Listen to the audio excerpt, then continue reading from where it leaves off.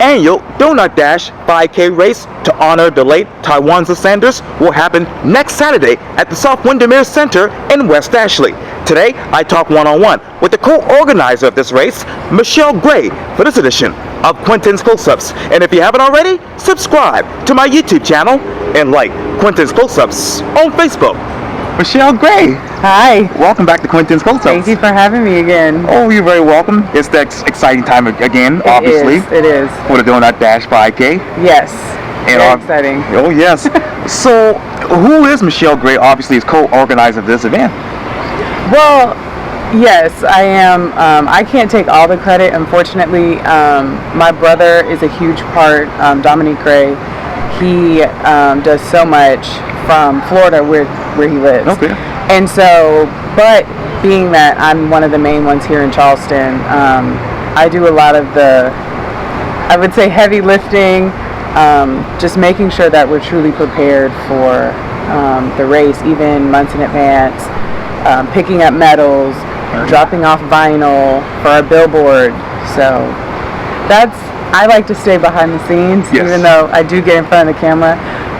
So that's really my part of the Doughnut Dash, and I'm truly honored to have all of that, even though I get exhausted.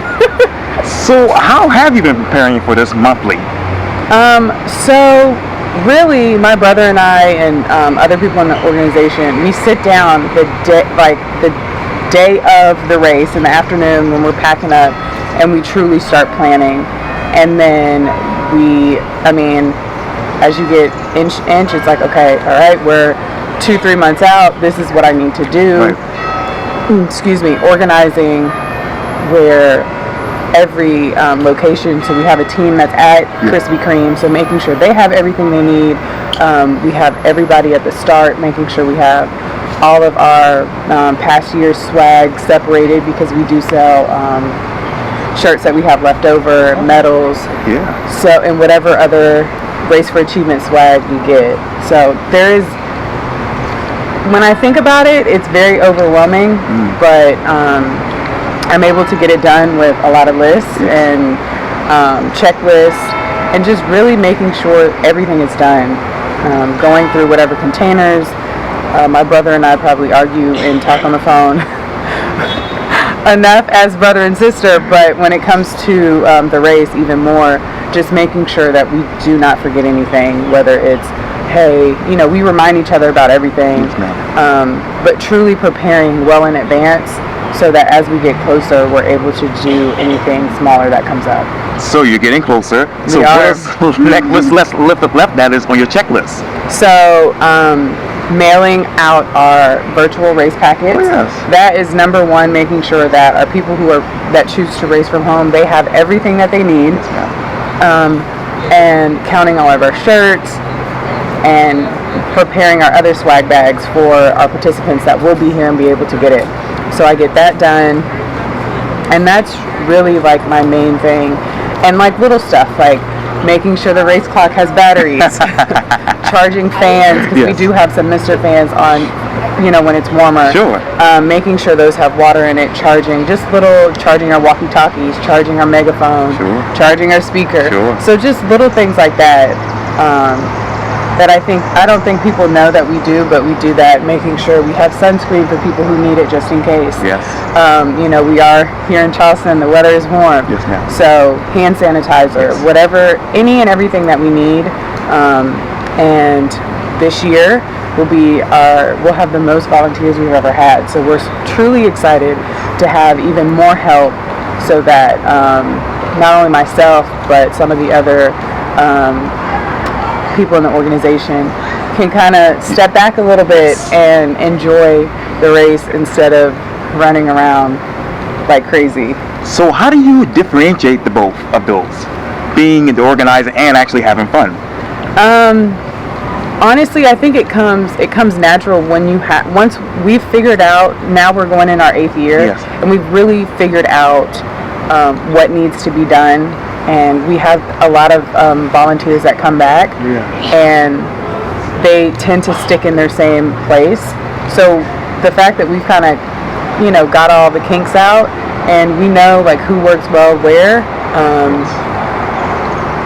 that's really what we've been able to do. And then we're able to step back. And my brother probably runs around a lot more than I do on race day, because I typically stay at the start and he goes back and forth to Krispy Kreme. So people probably are sick of me at the end and I have no voice because I'm yelling and but it's so much fun. Yes. And at the end of the day, even if we're truly exhausted, we look back and every year we're extremely blessed to be able to have the people that we have had and be able to do it again and again. And you talk about it doing it again and again. So it's been 8 years. So it's been 8 years. What's the biggest difference about the race now in your mind? The biggest difference, it seems to be a well-oiled machine. And just like I said, this year we have more volunteers than we've ever had. And it's 8 years, but the word is truly getting out. The people who come, I had friends that last year it was their first year, and now they're coming back and they're bringing their families. Cool. And so I think that's truly what it is. It's about word of mouth and people saying that they really had a great experience. So they come back, and every year we just look at ways we can improve or different things we can bring out. We always have our jump classes for the kids. We have coffee, chiropractors, and so every year we see what we can add. This year we'll have a huge vinyl face of Tywanza, so people could take pictures with that. So I'm really excited to have that hung up and for people to have a selfie with the Wanza head. Yes. He's in heaven looking down on that. He is. And you talk about the things that you want to improve on. What can you improve on for the 2023 race? So one thing that we did for this year was really just, hey, what do we need to do? And whatever it is, one thing that we are improving on is making sure we're getting our race times down packed. Oh, thank you. Making sure we get our race times down and recorded, and then truly differentiating between our competitors and our non-competitors, and counting exactly how many donuts people are eating, because it's a very fast pace when you have people. A 5K goes by truly very quickly, yes. But then when you also have the eating competition portion, it can get a little tricky, and it gets a lot when more people are coming. So we're really hammering down on making sure we're notating exactly how many donuts our competitors are eating. And we just switch it up for the kids. If they're competing, they don't have to eat the 12. They only have to eat a couple, just to make it easier on them. And so we don't want our lovely children going home sick. Yeah.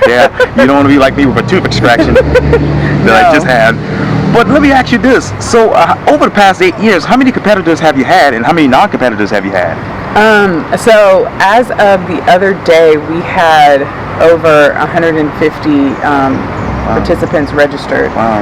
And it truly is about maybe a third of our all of our signups are competitors. So, and each year we seem to get more and more, or people are adding, their teams.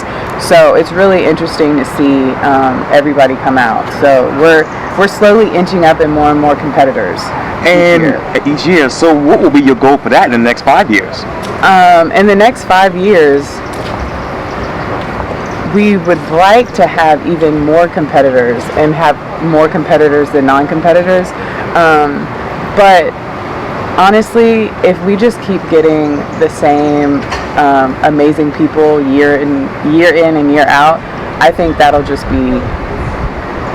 be the blessing right there. As long as we're able to continue to raise money for these scholarships, that is the most important thing. Yes, indeed. So what is your goal for that this year as far as scholarships? So it's always to exceed the previous year. And so that's really truly our goal, to make sure that we're able to give out our 3 $1,000 scholarships, and then we have 2 $500 scholarships. And hopefully we'll be able to add a new high school either this year or going into the next year. Oh, wow. And how many high schools do you expect to have over the next 5 years with that? So we want to, our goal ultimately is to have a scholarship at every high school in Charleston County. But that is also, like, that's a huge dream, but we also have to make sure we're raising the money to be able to give those kids a scholarship. And we want to make sure we have that money before we say, hey, here's your scholarship for your school, and not have it. So every year we go through our budget to make sure that we can not only continue that, but it's very important to, once we add a school, to be able to continue to keep that school and keep giving them a scholarship. So when you when you went through your budget this year, how much money did you have available to give out these scholarships? So every year we give out at least almost $9,000. So that's, when you think about it, like, whoa, that's a lot of money. And it's a lot of money to give away to schools. So I don't have the exact number. My brother does, and I'm sure within this next week we'll post how much money so far we've raised. And then on race day we always post, we always announce the if we've reached our goal. And typically the last few years we've been able to go over that goal, which has really helped us even have a cushion, so that we're like, okay, you know what, this year that's the school we're adding. We've saved our money to be able to do this. So that's what we continue to keep doing. And you talk about numbers, so how many people have actually signed up for this year's race? I think 100, over 150, 100 and I think it was 56, 57. Yeah, and then the day of, you can day of registration, and that's always really popular. We do have a lot of people that register the day of, so that our day of registration table is always booming and busy. And I got to ask you this complicated question, but those numbers that you all have right now, currently leading up to race day, what is the difference between that and 2023 numbers, 2022 numbers? So typically we get about the same amount of pre-registration. Some years it varies with who pre-registers. I think last year we had more people that signed up to do our virtual race from home than this year, but I think that's because those people are going to be able to attend this year. But we still have a good number. I think it's about 15 groups, 15 families, 15, 20 people that have signed up to race from home. So that's amazing. And then, like I said, the day of registration table is always booming, because people are either last minute hearing about it, which is always good, and they're like, hey, I end up being in town so I can come. So we always love the people that come last minute. So let me ask you this, because I spoke with Irv Batten with the Cooper River Bridge Run, and unfortunately he has phased out the whole virtual race option for his race because he wants to be a live race. Will you all keep the virtual race or phase that out as well? Right now it's definitely something that we're going to keep. We do have a lot of family members that aren't always able to be here. I have family that lives in California, so my aunt has decided that she would like to sign up and do it. She has a in-home daycare, and she wants to do like a little 5K with her kids. And so I think that's really important to show that the impact of our organization is reaching, different states and countrywide. And I think that's huge. Because those 20 people that aren't able to be here, they're at home racing. We have a family that's done it a couple years. I believe they're in Maryland. So we have family all over, friends all over. If they're not able to come, they're able to be there. We have people that do like to wear our shirts every year, wear our shirts wherever they go. And people, every time they wear a shirt, I always hear how they're asking, like, oh, that's cool, like, where did you do, what is that, what's the concept? And that's truly what we want to do. So we'll keep it as long as we're able to. So now we're getting close to the race date. How many slots are still available for registration? You can register up until the 13th, April 13th. So we have lots of slots available. We have lots of swag. Even if we run out of anything, we are always able to supplement with past stuff. That's why we really encourage the pre-registration, to make sure that you're able to get your current year shirt, and your swag bag.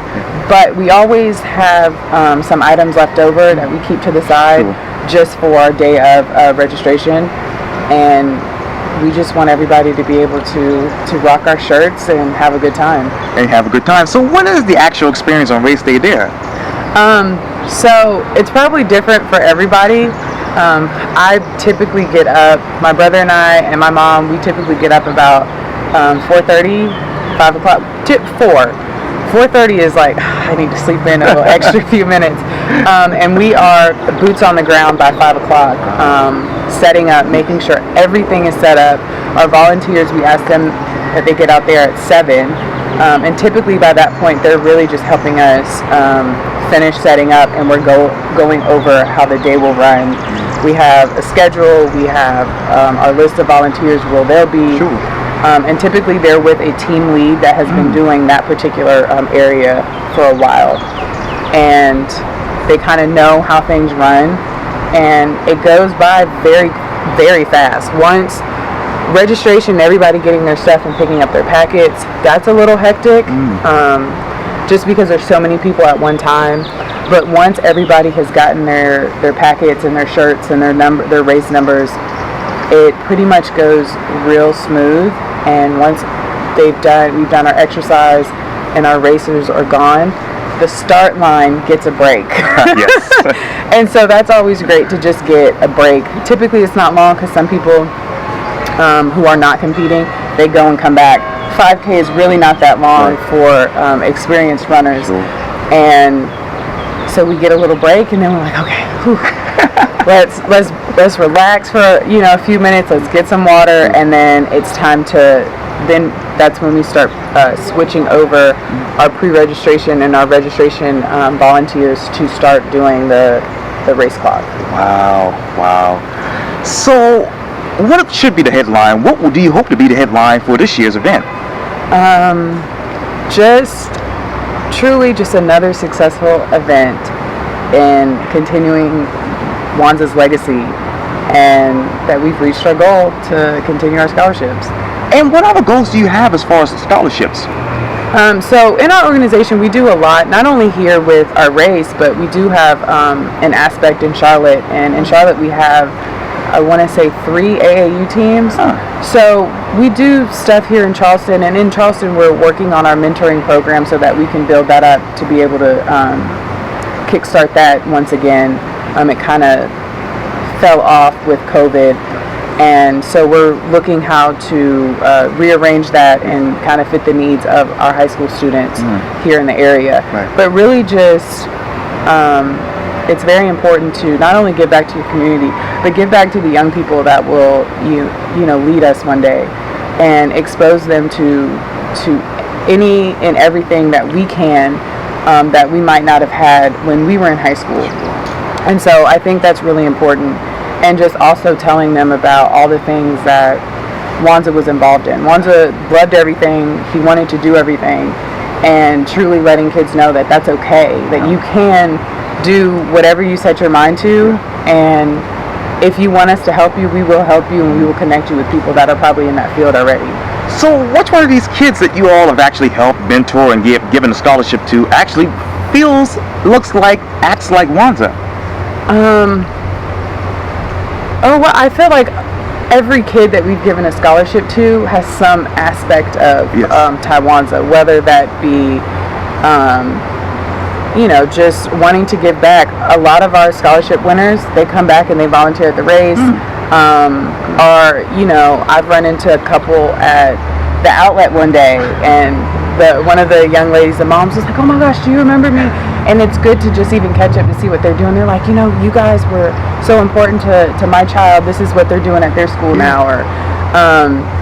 But they all have somewhat of Tywanza, because for the Tywanza scholarship, they have to learn about him and connect with him and write about that. And so we're able to read that as Tywanza's friends and just be like, wow, these kids never met him, but yet they feel some sort of connection to him. And that's really amazing. And then to go back and tell Wanza's family, like, this kid was like the way he wrote, it reminds me, or how he wrote reminds me of Wanza. And these kids are truly remarkable. They're so smart, so gifted, and we just want them to continue that wherever they go. And of course, his mom and father are out there, the starting line all the time. Yes, they are. Last year, Miss Felicia, she was handing out the medals. Yeah. And she loved it. It was fun. That was her first year that she's actually like handed out the medals. She didn't do the race, but she was like, okay, what can I do? What can I do? What can I do? And she started handing out those medals and cheering people on, and it was truly amazing to see the joy not only on her face but on Tywanza's dad and his sister and all his family members that come out, because they all come. Some come in from out of town, and it's truly an amazing day that we get to share with them. Oh, that's amazing. And quickly, Michelle, how can we sign up for this race if we want to run it? So you could always go to our website, racefororachievement.org. Follow us on all social media platforms, which is Race for Achievement. And there's an Eventbrite link right on our Instagram and our Facebook. You could also just Google Race for Wanza, and it'll pop up. Yeah. That's amazing. Well, Michele Gray with Race for Wanza, thank you so much for your time. Thank you for having me. Yeah, and welcome back to Quintin's Closeouts. Thank you. You're welcome.